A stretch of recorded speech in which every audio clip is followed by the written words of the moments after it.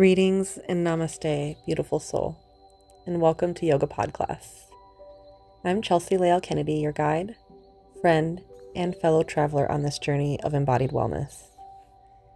This isn't just a podcast.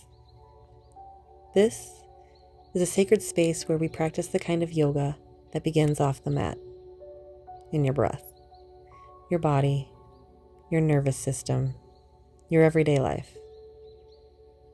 I'm a trauma-informed yoga instructor, a somatic mindfulness mentor, and a survivor. My work comes from a deep place of lived experience, healing, and faith. And so does this podcast. Each episode, we explore the sacred connection between ancient wisdom and modern science through movement, meditation, and breath awareness. This helps you return to your body as a safe and sovereign space. During this time, I invite you to focus on your breath. Soften between the eyebrows. Relax the jaw. Begin to notice how the breath takes up space inside of you. The support beneath you. The atmosphere and the ether around you. And your posture. Long spine, ears elongated from the shoulders, and a slight tilt of the chin up. Please be safe. Please be kind. You're responsible for your practice. Let's begin. Your body is not just a vessel. It's a vibrant, intelligent field of energy. Chakras, or energy centers, often offer a sacred map to your physical, emotional, and spiritual well-being. Today we begin exploring this subtle anatomy to help you reconnect, restore, and remember who you are beneath the layers of stress and survival. Let's dive in. Chakras are energy centers described in tantric yoga philosophy, each aligned along the spine from base to crown. These 7 primary chakras govern different aspects of the human experience: survival, pleasure, power, love, communication, intuition, and divine connection. Each chakra corresponds to a nerve plexus, which is a dense network of intersecting nerves, a major endocrine gland, and often a fascial region of the body. The fascial network is also responsible for the body's natural anti-inflammatory response, but it connects the chakras through physical tension and sensory mapping. Let's dive into the details. Our first chakra, the root chakra, Muladhara, it is at the base of our spine, all the way at the bottom, and it's connected with the coccygeal plexus, the adrenal glands, which are responsible for our stress response, but also our pelvic floor. The color red and the element of earth are associated with the root chakra, diving into areas of like your provisional needs, your shelter, your clothing, your food, your provisions. And the sacred sound that goes with the root chakra is Lam, L-A-M. Lam. Just taking a few moments to breathe into that space as we move along. Let the vibration of the word Lam radiate down to that root chakra area.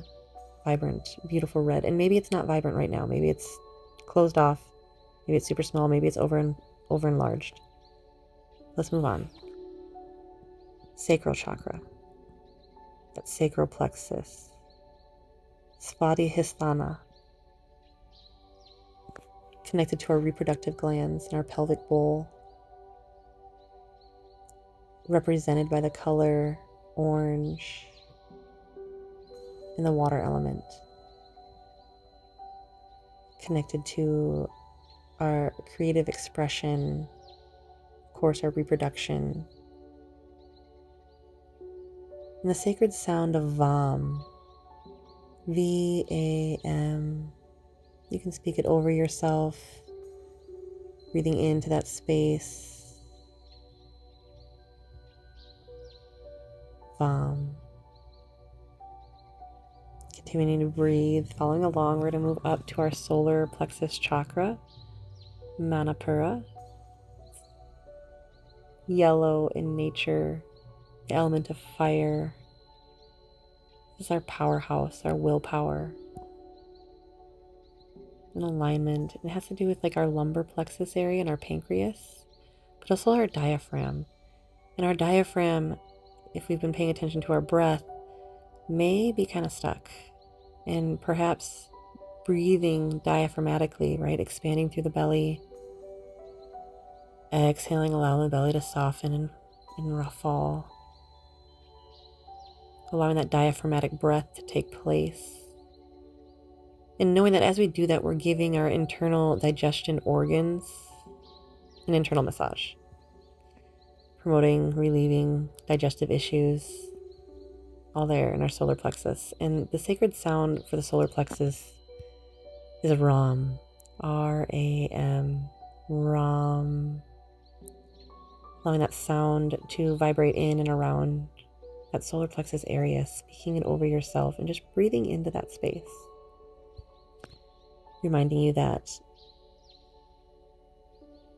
this next part is just fascinating because the heart chakra, Anahata, is literally measurable. Heart Math Institute measures the magnetic field around hearts, and it's so fascinating because you can measure the frequency. I'm curious about measuring the frequencies of the other solar plexuses. It seems to me that the other, chakras, but it seems to me like that'd be also possible. I'd have to look into the science on that. But the heart is associated with the cardiac plexus in the thymus, often referred to in yoga as a heart center. We'll bring our hands into that Anjali Mudra, our hands together, palms together at our heart center. Inviting you to do that now if it feels good or called to you. And then the color green and the element of air are associated with the heart chakra. And the sacred sound of Yam, Y-A-M, Yam. Just taking a few moments to breathe into that space, noticing it.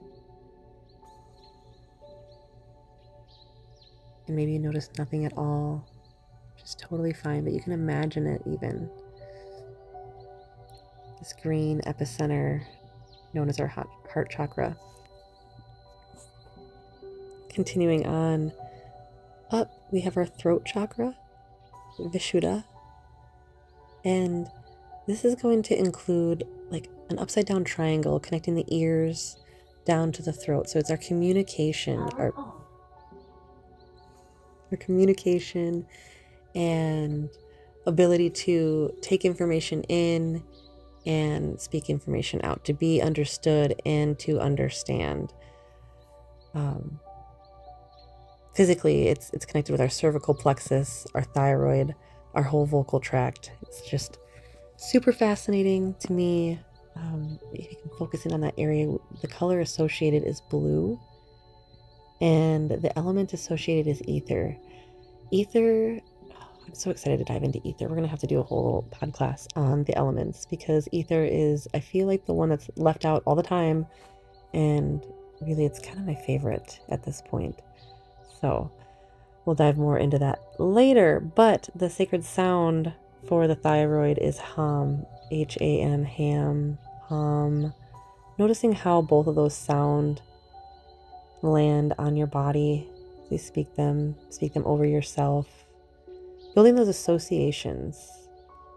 We'll move on to the next chakra, just up the line on the spine to our third eye, the Ajna chakra.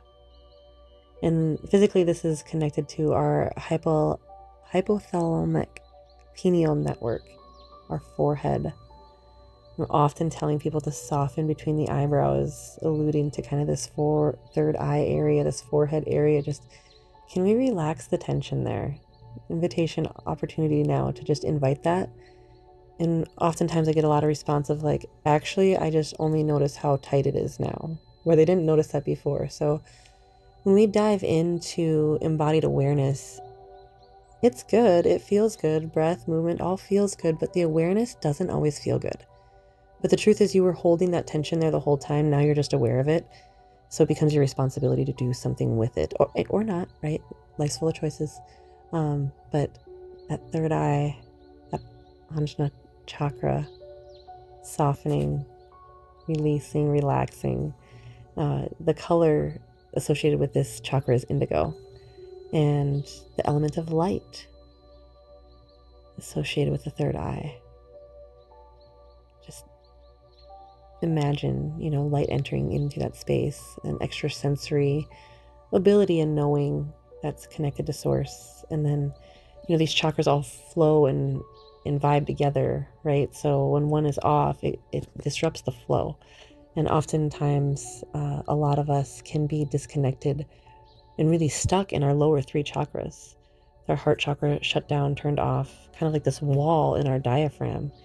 And what we're looking for is that connection, like our solar plexus connected to our heart, our willpower connected to our compassionate side of ourselves, connected to our ability to send and receive information, connected to that source intuition, that knowing, rooted in our provision, our structures, and expressed through our creative sacral energy.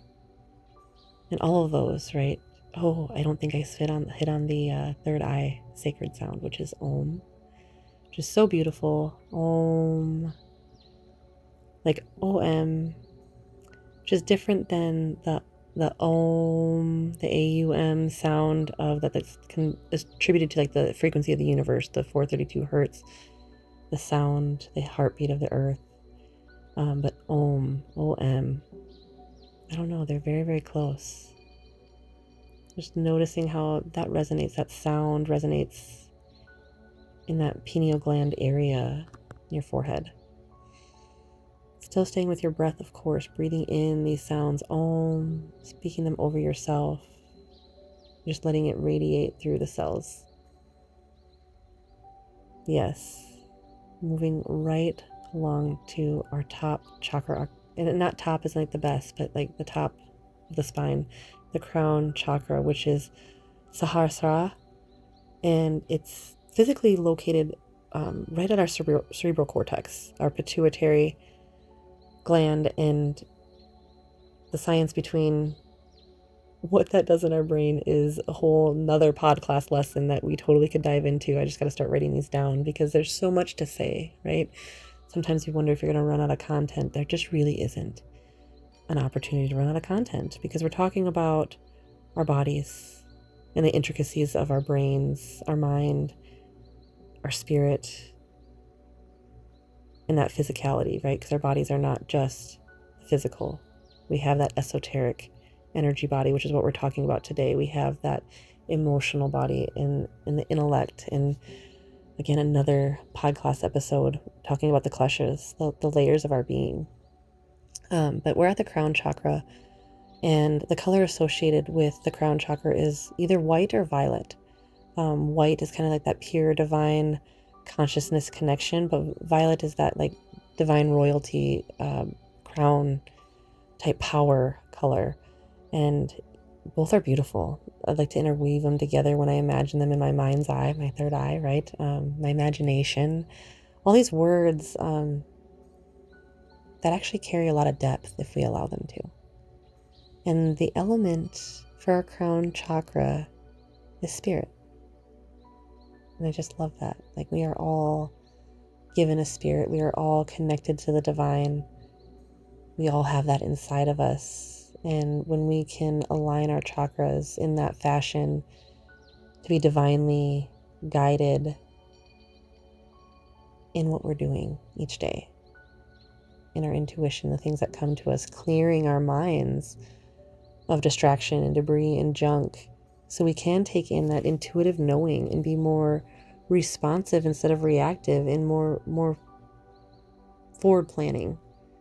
And I say forward planning as in like being able to see vision, right? Like what does it look like on a grander, broader scale down the line, while still staying flexible to, we don't know everything. Anything can change in just a moment's notice. So flexibility of the mind, of the spirit, of the body, not being rigid.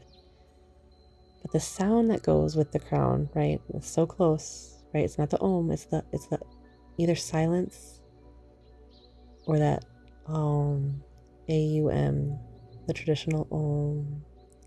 Taking a deep breath in.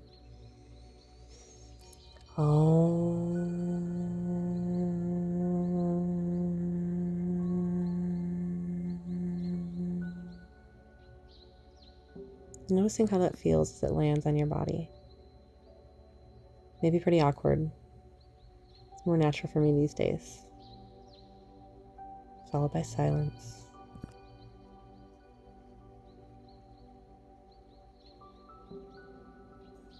Just a quick overview of our chakra system. Notice the colors go up from the rainbow. Roy G. Biv, red, orange, yellow, green, blue, indigo, violet, or white. But moving on, like, imbalances can manifest in our chakras. They can be too big, they can be too small, over or under activity in our life, and even generate as physical symptoms.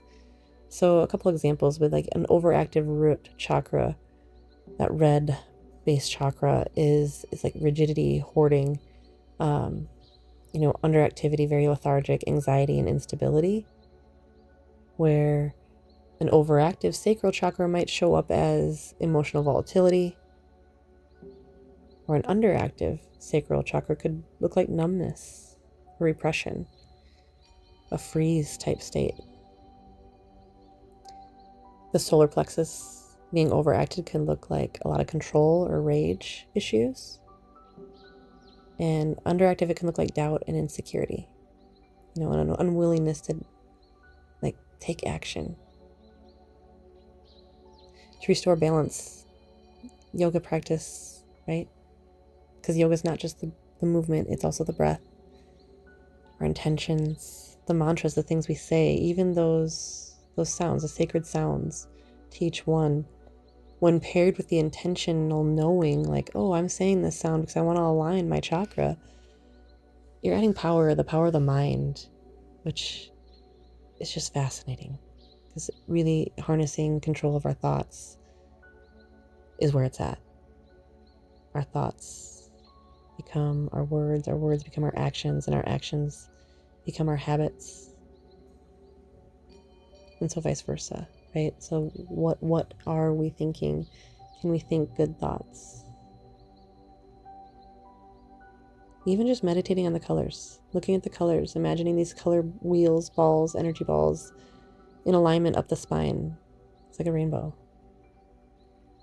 It's a way to just give attention to these energy centers, and where our attention flows, goes, energy flows, goes, right? Finding affirmations. I am aligned. Each of the chakras, for the root, it's like, I am secure. I'm provided for. For the sacral, I am creatively expressive. I am free flowing like the water. For the sacral, talking about our willpower, like, I take charge. I'm committed to purpose. Our heart chakra, I am lovable. I'm compassionately kind. Moving on to the throat chakra, I am heard and I hear.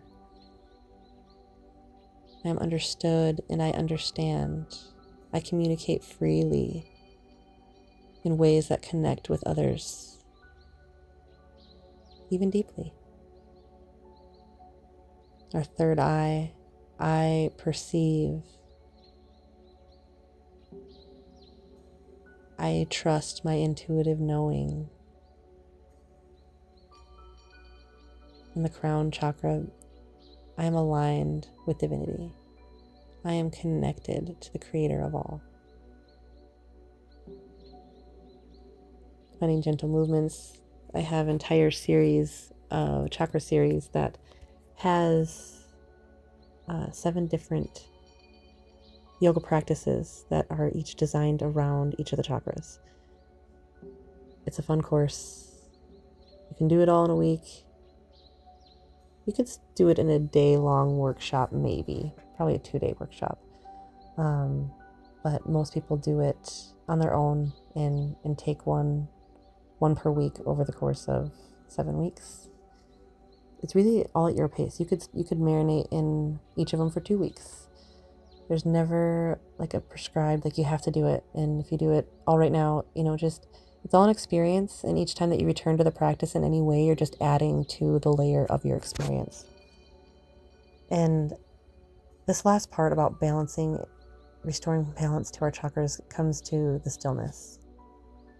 Can we just sit and be?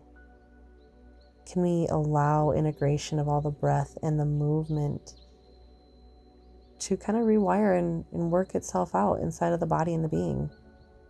Noticing that I'm separating body and the being, because the body is the physical and the being's like everything between. All the energy, the spirit, the stuff and the stuff. So some of the biggest issues that I have come across in teaching and communicating with others, or even my own creative verbal expression, comes from that, like, chakras aren't a religion.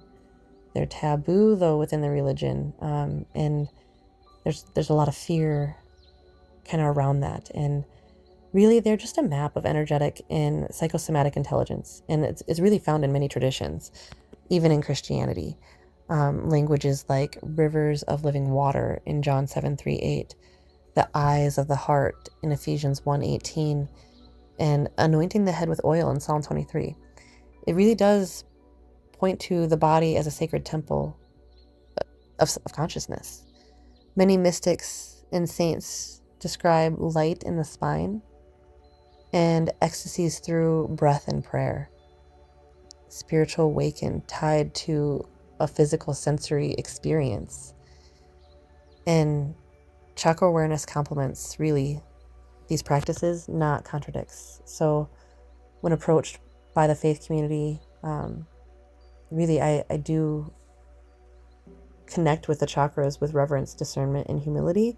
I don't understand it all. I just get lost in the awe and wonder of it. But I've really overcome those parts of me that had doubts and concerns, like, is this evil? Is this okay? Did the Bible really say that?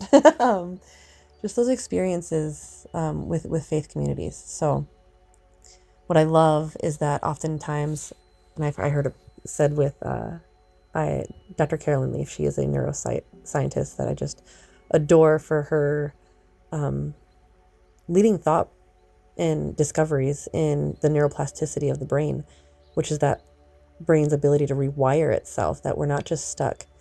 One of her key experiences was that she had a girl that was in a accident, had parts of her brain removed because of this accident. So truly a traumatic brain injury.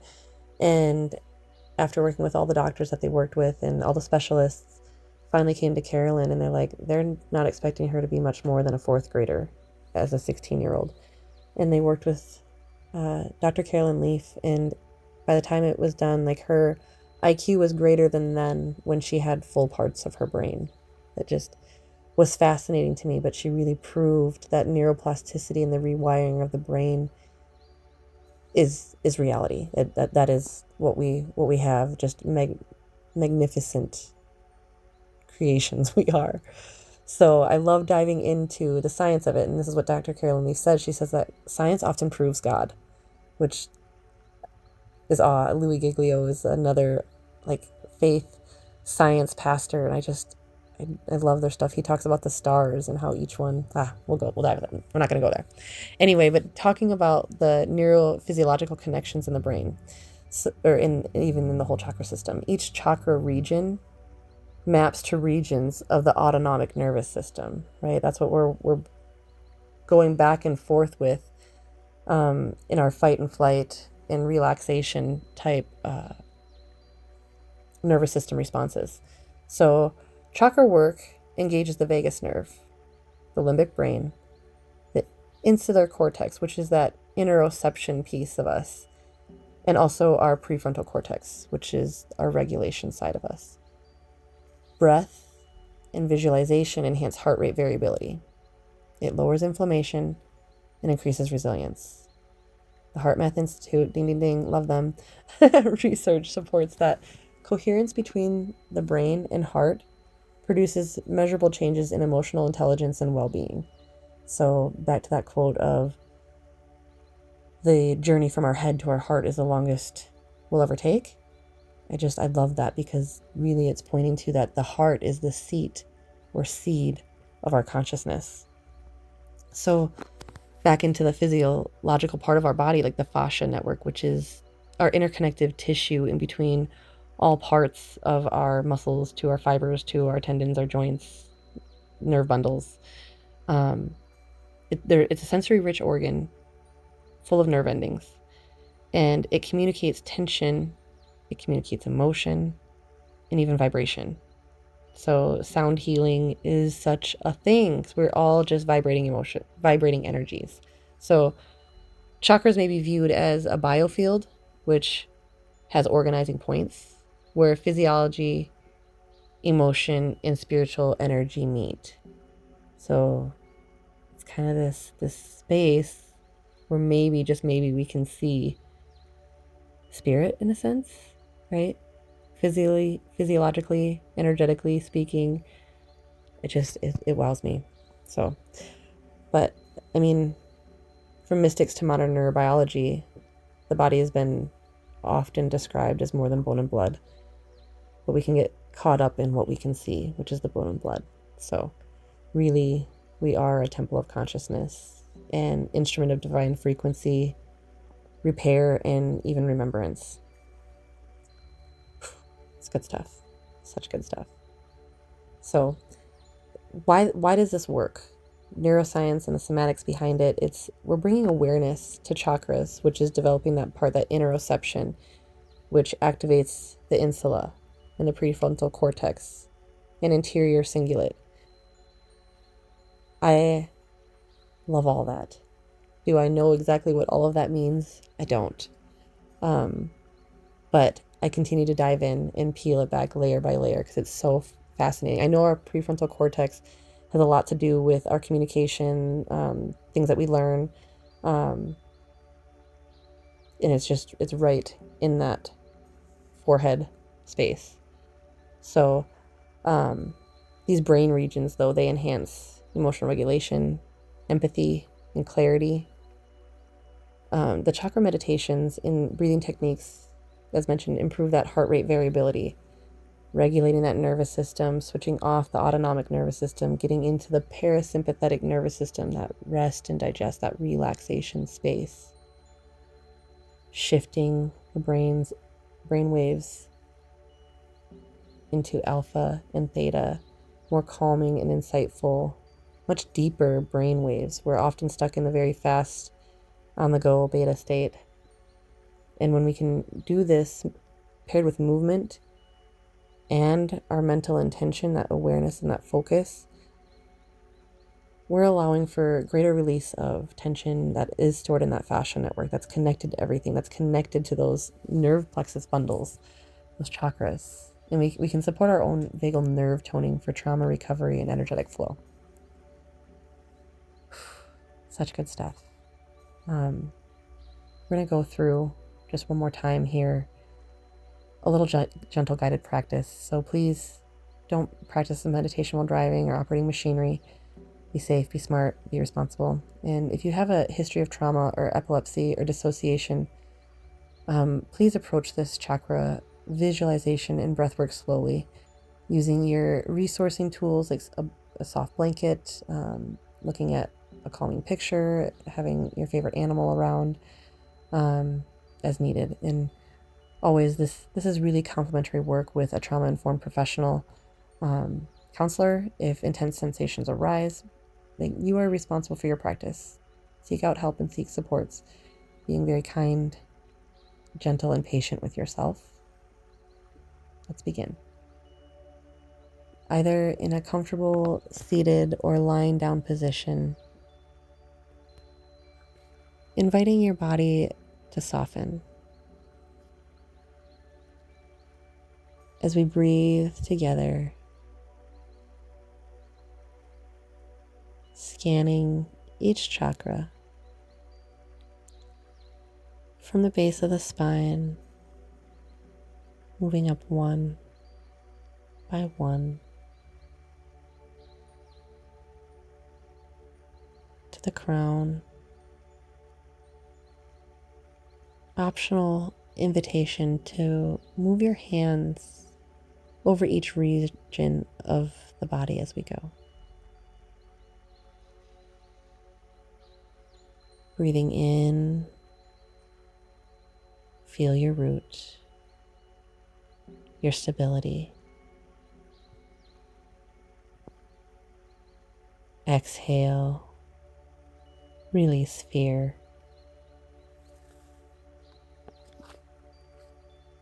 Breathing into your sacral space, your creativity.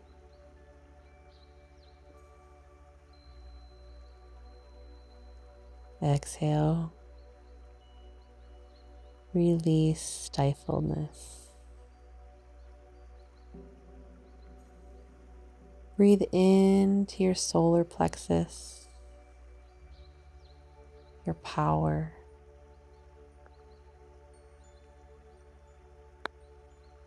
Exhale, limitation.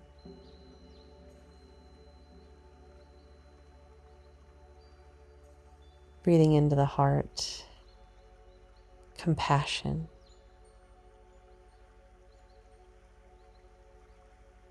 Exhale, self-harm.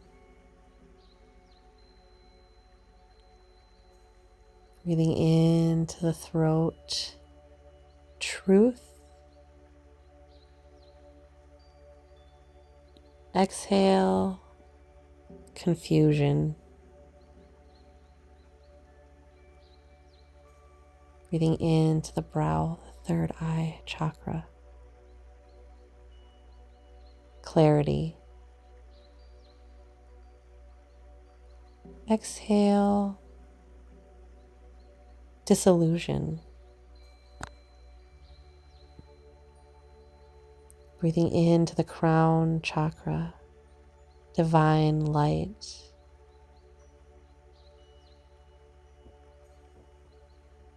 Exhaling, false, mirrored illusion. Allowing that to shatter from your energetic space, your mental awareness, your knowing. As you move through, I invite you to notice the colors. The sensations, staying with your breath, any sounds or thoughts. Allow them to arise and release. Staying with your breath, noticing the rise and fall of the breath inside of the being. You are whole. You are held. You are here. Thank you for showing up to this practice today. Thank yourself for showing up, and your body for carrying you through all that it has. You come back to this space, I'll leave you with a few practical tips. You could practice color visualization during your morning routine, even adding chakra-inspired color sounds or colors to your day. Matching affirmations to each chakra as a part of journaling or mirror work, saying them over to yourself or writing them down, or both. I encourage both for sure. A physical invitation to ground with your root chakra by walking barefoot in nature or planting something in the dirt. Speaking your truth by singing, humming, or reciting a mantra out loud every day. Just getting that toning, and humming and singing are all really great ways to tone the vagal.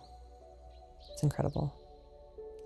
And lastly, I invite you to nourish your sacred space with water, rich foods, dancing, or warm baths. BKS Iyengar, one of the fathers of yoga, he said, "The body is your temple. Keep it pure and clean for the soul to reside in."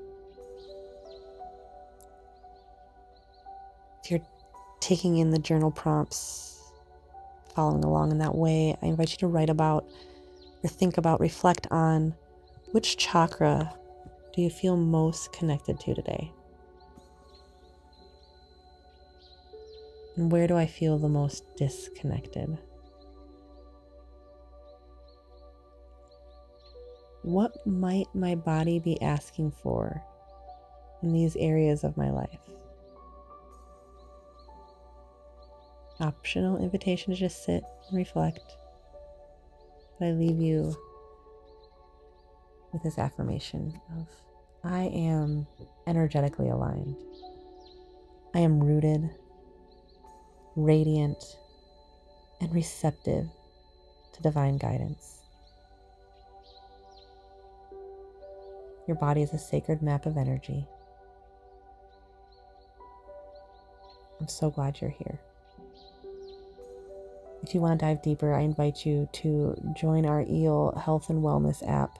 E at symbol L, pronounced eel like the electric eel in the ocean. You can explore our habit tracker, breathwork, library, and movement practices. Step into the Eel Haven community. But I also invite you to swim into our current, which is a 100-day membership, or create transformations in the ripple effect, or 6 Habit signature course, invitation to work with me one-on-one, in couples or in teams, in person or virtually. Your healing matters. Let's return to the body together. Namaste.